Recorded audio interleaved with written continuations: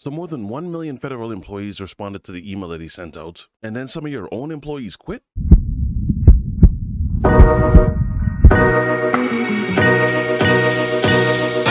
So after Elon sent out that email that read, "What did you do last week? Please reply to this email with approximately 5 bullet points of what you accomplished last week and CC your manager." You had a lot of people kind of making fun of this, where they say, the 5 things that I accomplished this week were making sure everyone knows that you're an unelected immigrant Nazi bureaucrat. Damn!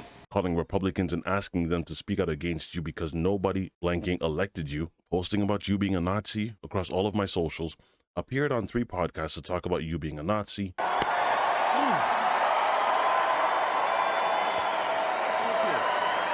My heart goes out to you. I cleared my cat's litter boxes. Other folks responded unofficially, said, "Dear Elon, here's what I did last week. Got blitzed on ketamine, ignored my children, tweeted 1,782 times, wore weird sunglasses inside, got humiliated by astronauts."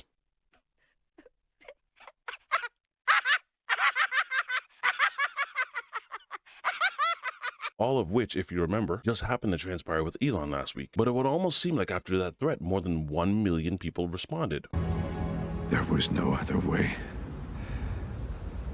So it turns out that to this email, 1 million people responded. These are people that have livelihoods that they have to maintain. They have children. They have loved ones. They have spouses. So if they did actually respond in the way that he wanted them to, it's simply because their obligation to their families and their obligations to the things that they have to take care of outweigh this type of humiliation tactic. Now he's a philosophizer. About the deadline, Alina Habba said that you have until tonight. Elon Musk said a failure to respond a second time would result in termination. So is that a real deadline? Should federal workers be looking to that guidance, or should they be looking to the agency heads? Like, what is the actual deadline?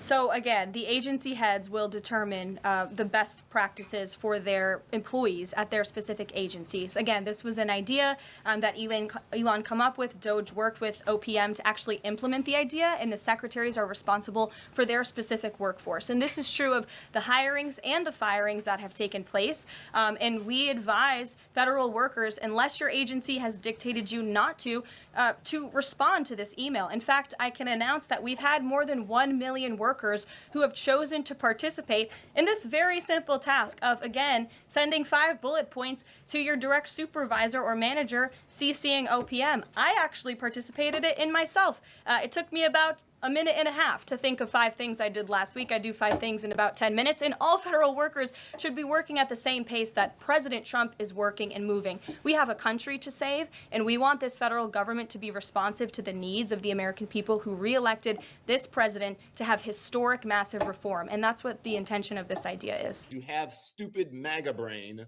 And the reason that she had to preface her statement by saying that unless your agency has instructed you not to is because of Kash Patel and Tulsi Gabbard's statements. He stated that FBI personnel may have received an email from OPM requesting information. The FBI, through the Office of the Director, is in charge of all our review processes and will conduct reviews in accordance with FBI procedures. When and if further information is required, we will coordinate the responses. For now, please pause in your responses. Damn! Now, all the while you have that going on, Doge staffers offer group resignation in order to not legitimize Elon Musk. A group of civil service employees in the United States have announced their resignation from the Department of Government officially, Doge. In the latest sign of discord within the administration of President Donald Trump, the 21 employees issued a joint letter to Doge leadership. Now, they're recognizing what's going on at Doge, so here's what they had to say. "We swore to serve the American people and uphold our oath to the Constitution across presidential administrations. However, it has become clear that we can no longer honor those commitments."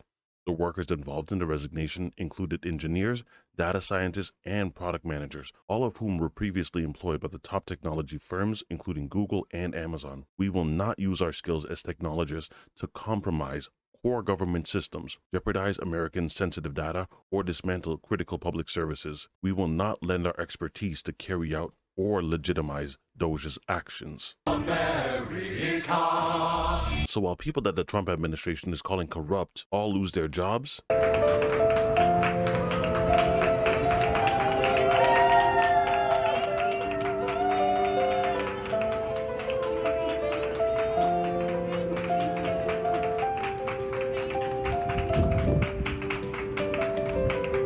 you have Elon showing up on stage with the chainsaw of bureaucracy.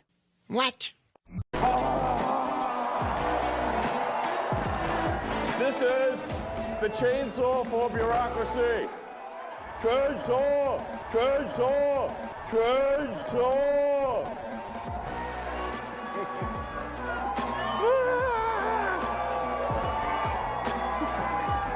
That's brilliant. All right, I love it. What a loser. All a game. Now, while he might be doing damage, you have to remember that this rapid fire mentality, a lot of times it fires people in departments that you absolutely cannot have fired. He fired the scientists that were reviewing the Neuralink, then had to rehire them. Almost 300 FDA staffers have been asked to return to work after they axed thousands of jobs from the Department of Health and Human Services. In all honesty, no one has a problem with cutting funds. No one has a problem with auditing. No one has a problem with making sure that things are running efficiently. But just going in with a sledgehammer and breaking things without actually analyzing as to what it is that you're breaking or the damage that it's going to do just seems overly reckless. Whatever your thoughts are, leave them in the comment section. If you guys enjoyed this video, don't forget to drop a like, and I will see you again on the next one. Be easy, y'all. The chainsaw for bureaucracy. Chainsaw!